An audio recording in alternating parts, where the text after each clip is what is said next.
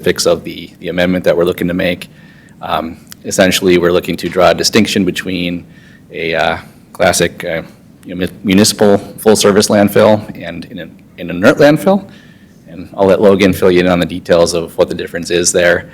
But we're looking to draw a distinction within the ordinance itself and then allow inert landfills within city limits while still restricting municipal landfills to the way they're currently restricted. So with that, I'll hand it off. Good evening, Commissioners. Chair Thorstead. Glad to be here. Thank you for having me. I am here to kind of discuss where the city sits with its current inert landfill, needs that are coming up in the future, and how ordinance might help us work through addressing those upcoming issues and still maintain our ordinances closely to what they are and have them to be what they need to be versus what they have been in the past if necessary. So first of all, I'll start with just letting people know what an inert landfill is, as we're trying to draw this distinction between an MSW, municipal solid waste, versus an inert landfill. It really comes down to the materials that are accepted within them. So what goes into an inert landfill?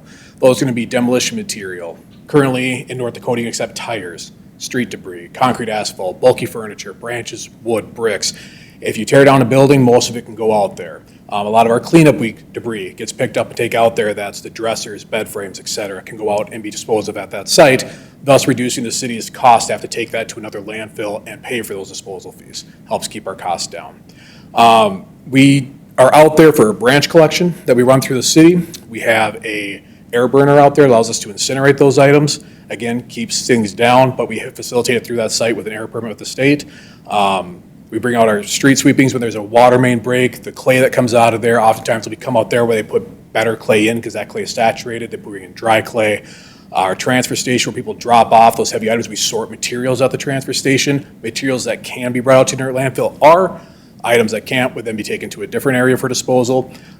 We have also accepted some regional demolition and some city demolition projects. If a house has to be demoed in town, that material often is brought out to the inert landfill.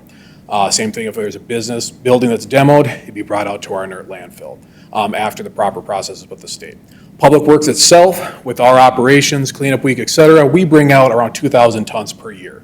Over the last 3 years, it's been about 5,600 tons disposed of at the site on average each year. So part of it is where an inert landfill can be located, and that's kind of why we're here. Where can we locate these landfills? An inert landfill in specific is really not a lot different than an MSW. Where it can be located by the state, but it does have some less restrictions. So key restrictions, proximity to an airport, floodplains, wetlands, groundwater protection, anytime we're disposing waste in the ground, surface water protection, is the soil and geology right for the site, seismic, geotechnical, proximity to people, endangered species, and access and infrastructure. If you're hauling heavy weight out there, you have to have roads to get there. First thing I see up there, and I look at that, airport proximity. Fargo landfill is within 5 miles of the Hector International Airport. That's usually going to throw up an FFA issue, and they're going to have to look at those forms to get an exception. And why can't they be there? Municipal solid waste landfill, food goes there, right? Food rots. It can attract birds. That's one of the biggest caveats to having one. You don't want birds to be around where airplanes are, right? An inert landfill isn't going to have those issues because it has non-putrescible waste there. The waste isn't going to rot. It's stuff that is just dirt, brick, bulk. It's not going to have those kind of wildlife issues. Well, wherever we put one, though, typically West Fargo, we're within about 5 miles of that airport or our own small airport. So those would be something we definitely have to look at wherever we're going to place something like this in another location. Wildlife hazard assessment would be part of that, just to make sure we're not bringing any of those in. And always local zoning and state approval are part of the process. The state will never supersede a local zoning, so we have to be in agreement at this level. So 100-year floodplain sticks out too. So this is, I pulled off the diversion website. It kind of shows where the current 100-year floodplain is. Everything in blue is floodplain, where a landfill could not go. And everything inside of that, which is basically our current ET, or the current city limits even, is where something could go. Now, once the diversion goes through, it opens up a ton of space, right? That's the whole great part about this diversion. It opens up for additional building, et cetera. It'll also open up spaces for a landfill to be located. But I do know that the state is hesitant to do any larger municipal solid waste landfills in this area, but an inert landfill would definitely be still a possibility. Just locations where other areas have inert landfills, similar to ours. City of Grand Forks has their landfill near their regional airport and also right next to their city's lagoon system. The city of Fargo, again, there's proximity to the Hector Airport. It's in the middle of town, and that's a municipal solid waste landfill. Everything kind of grew around it. So the question is really, how does this align, right? So we're looking at breaking out a municipal solid waste landfill versus an inert landfill within ordinance. We're looking at adding it to the public district, which would allow us then, if the city was to purchase land, it would be in the P district. And within that, we're also wanting it to be within a CUP. This isn't going to be a permit by right. We would still want to have that conditional use permit portion where it comes back in front of the commission here, goes through a rigorous review process. So we want to modernize the city ordinance, allowing for some of this review. We still want the framework that gives us flexibility to look at sites that may be within the city limits, but also that's not something that we want to just be able to just do. We want it to go through a rigorous review process to make sure that everybody's going to be happy with a location like that. We want to update the ordinance so we can get those strategic opportunities. There's always a possibility within the current lagoon cell areas. There's possibility when you saw that map change to go north. There's some areas to the south that the city still has local zoning with to do something. Larger cities do not always prevent a landfill within city limits. Some do. Again, Fargo's is right in the middle of town. I don't think anybody is always pleased that that's the case. However, it is something that's been able to do and what happened to work at the time when it was put in. We grew around it. The current city West Fargo landfill, inert landfill, has now been absorbed within the city limits. Way out next to the diversion on the inside of it across from by FedEx Sign Solutions, way out on the west side of town near Sandhills. So why amend it now? It's kind of timeline, right? The current inert landfill, we're estimating if we keep accepting waste the way we have, we'll be at capacity in 2032. Permitting inert landfill takes 3 to 5 years. 2032 is only about 7 years away. Regionally, there's not a lot of disposal locations available. The city of Fargo is filling up. I think at the most recent Clay County, Cass County Food Commission, it was listed in their notes that there's 16.5 years left in the city of Fargo municipal solid waste landfill. So that is another conversation I might end up in front of you guys to talk about again sometime. But we're looking at that long time we have to get to get a permit done. This gives us the flexibility to start considering options. The growth area master plan is currently, as alluded to by gentleman there, that we're looking at what the city's going to do and grow with. So it's a great time to look at what we might want to do with this as well. And by updating the ordinance, we then can look at the possibility and flexibility of what we're going to do if we extend our city limits in the future. If we keep growing up there, eventually we'd absorb anything in the ET possibly to make sure that we're positioned appropriately. We really want to make sure that we develop a disposal site that's compliant, effective, and gives continuity to public works services so that they're not interrupted. For public works to have to drive a long ways to dispose of this waste adds cost to the residents. That cost may not be in taxes, but it would be in utility rates, things like that. So there is impact to going farther away. How does that come back to the residents? The farther away we go, trucking cost, what are we going to get charged when we get where we're going? That all plays into now, do we have to cross a state line? What happens at that with drivers crossing state lines, updating licenses? There's a lot that can go into it if we end up having to go to different areas. Some background, that's the location of the current landfill. It's way out at 806 26th Avenue West, and city grew to absorb that. It's right up in the corner of the diversion, near where our lagoon cells are, similar to other places in the state. Cell 8 is a location that had been spoke about in the past. Kind of in summary, amending that ordinance allows the city to pursue some of these strategic options, but we do still want that under that CUP, broken out, different from a municipal solid waste landfill since there are fewer restrictions to location and management to it. We did put in there that we look at this to be a city-owned. If you're going to have an inert landfill, it would be a city-owned inert landfill, so we'd be the ones managing it as that opportunity would be coming across. And any questions you guys have, again, this is a discussion item, open for any feedback, discussion you guys might have. And then, is this kind of where we get to the, yeah. So the new that we have for a definition as the key component, it's a site for disposal of non-putrescible waste, which is that term putrescible is things that rot, produce gases, things like that. It's the reason why there's methane gas flares, things like that, and birds get attracted to municipal solid waste landfills. Then we're accepting all those road building materials, construction, remodeling, et cetera, type materials there. We get down to permitted uses. We're specifying including landfills and inert landfills under city-owned facilities. And then city-owned, we go underneath that CUP section, adding a second along with the signs, so. Yeah, any questions you might have? Okay, anybody have any questions for Logan? Yeah, I have a quick question. Currently, West Fargo has an inert landfill. I should probably know where it is. Could you refresh my memory on where that's located? Yeah, that's located at 806 26th Avenue West, so it's way out north of this. Are you able to see the map right now? Yep. It's that long, thin little section, and it's out north of the pallet company, FedEx. There's, what are those other, the bus barn for the school districts out that direction, and it's all the way in the west end of town, north of the interstate, way up tucked in the pocket. Okay. Just south of 12th Avenue is north of there, and it's 26th Avenue West, way off to that side there. Okay.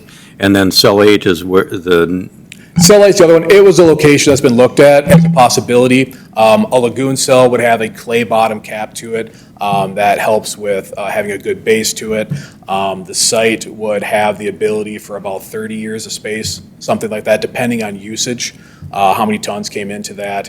It's something that had been explored before, but it can't be too seriously explored because it's within city limits and currently not really an ordinance-wise. It would be a location among others that would be looked at as a possibility for an inert landfill. It's close to the other one as of now. It's across from Coast, so it's kind of might be a good area, but that would be up for discussion as things move forward, so. so then another question related to that. I'm assuming Fargo has an inert landfill. Is that adjacent to their city dump that they have?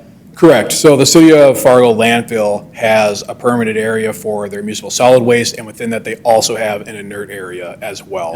That is also filling up. One of their cells is an inert cell within that scope.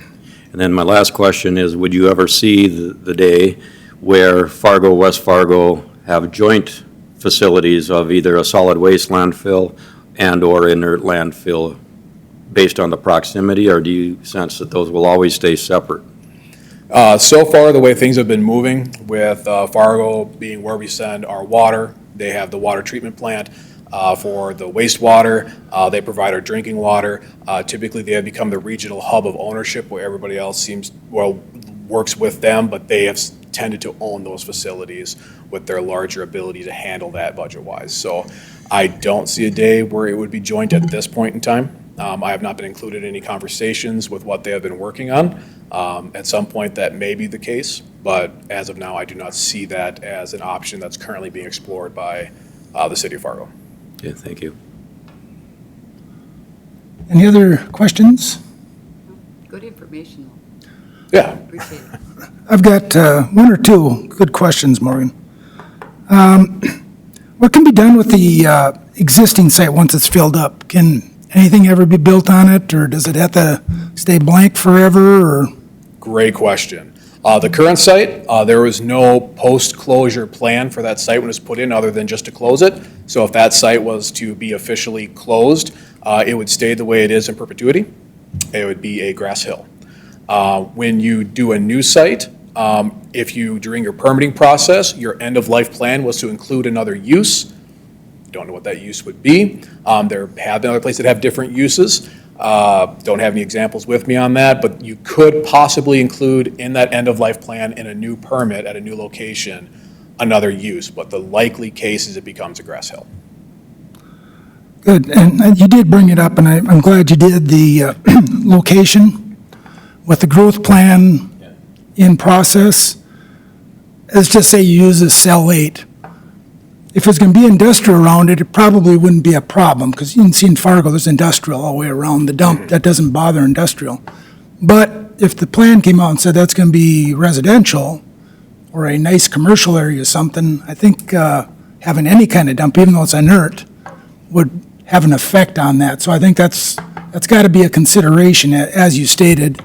Feels like Maybe nothing can ever be built there, and we'd have a desert plot, for perpetuity, so. Yep. That also is an excellent comment, and it's something that we've been chatting about internally, as well as with the HKGI, the consultant team for the growth area master plan. As Logan mentioned, the location at Cell 8 there has been something that Public Works has been eyeing for many years, I think over 5 years, 5 years plus. They've been looking at that site. However, since then, there's been more conversations on what could the lagoons become someday. And so that's very much, somewhat of a contention in terms of, would an inert landfill, dictate what, surrounding land uses go in there? It's hard to say. But it is something that we are actively talking about with the Growth Area Master Plan team, something that we can continue to talk about in a couple of weeks here when we have our work session with you all. So no definitive answers on how that might all come together. I will say that's kind of a common theme as we're looking to land this plane with the Growth Area Master Plan is that there is just a lot of moving pieces to this discussion. Additionally, we've had conversations with the fire department, for example, and likewise, the fire has had conversations with Public Works, as far as a joint use facility where there might be some other municipal opportunities with Cell 8 in the southeast corner there of the lagoons property. And so, yet to be seen, I guess, how the Growth Area Master Plan team is looking to initially incorporate that into the plan. I'm going to kind of wait till I can see the first draft here to provide much more information, but it is part of the conversation. Good. Sorry, another question, and it kind of ties in. There's a saying, loose lips sink ships, and there's a lot of talk out there, and, what's going to happen to the lagoons, and of course, that's, as you mentioned, a big part of the master planning, and I would hope that there's some really good long-range strategy as to what you want to look like, 30 years down the road, because I think there is talk about, the city's going to eventually have their own solid waste dump and put it out in those holes that are out there, and I know that's just people talking and people making assumptions, but I think if it's part of the larger strategic plan and it's well thought out, so that it's not just in the middle of a commercial or a residential area, I think that is really critical. And I guess my second question is, does the city of West Fargo plan to have their own solid waste dump at some point? I'll maybe just comment on your first question, then hand it off for the second one there. Like I said, there's a lot of moving parts to this conversation with the Growth Area Master Plan. Another one of those moving parts is the sanitary sewer discussion. I think, 2 years ago, we were hoping that, all of the lagoons could be repurposed for, alternative uses. However, more recently, with some of the, kind of the further that our engineering team digs into the sanitary sewer needs for future growth, the more it's looking like we might need to preserve some of the lagoon property for some type of sanitary sewer capacity needs. And so that's also part of the equation. There's a lot of different municipal uses that are still in play for that land. In terms of future economic development opportunity, that's also been a part of this discussion as well. I know there's been conversations on, what do they call it now? Document-ready sites in terms of, in the economic development world, having some of that documentation and environmental review completed ahead of time in order to market that to the larger, nationwide development opportunities, things like that. That's likely where some of the recommendations are going to be pointing with the Growth Area Master Plan is what steps can the city take to kind of increase the odds of getting something a little bit higher value to come into that site. And so again, all pieces of the same conversation that kind of some competing goals that we'll need to sort out at one way or another. So if I adequately addressed your first question, I can hand it off. Yeah, and kind of as Aaron said, there's a lot of moving parts, but as far as having a municipal solid waste where just garbage would be put, they would not go in the lagoons at all. That would be a place on the northwest side of town where if there was any smell coming across the rest of the town with our prevailing winds, that would be a very, very poor location to consider for a municipal solid waste landfill. An inert landfill does not produce odor or anything like that, so that's less of a concern with those. To your question, though, as to what we're going to do for municipal solid waste in the future, if there is an issue, that is, again, has to be discussed and figured out at some point, because there is just a limited time left within the Fargo landfill. And as to what cities are going to do with the surrounding area who depend on that Fargo landfill, we'll have to find alternatives to be able to move their solid waste for disposal. Good. Any other questions? Hearing none, we appreciate your presentations. Absolutely. Interesting, it's a good Thank topic to bring up at our growth area discussion. And then just in closing, in terms of some next steps here, similar to what we've been doing the past few years, we're bringing these potential ordinance amendments to you for conversation prior to requesting any action. And so our intention would be to bring forward a zoning text amendment here next month for public hearing and for action and recommendation by the Planning and Zoning Commission before it moves on to the City Commission for consideration. So feel free to reach out with any questions in the meantime or comments. Thank you. Okay, anything else? If not, I guess we're all dismissed. Thank you.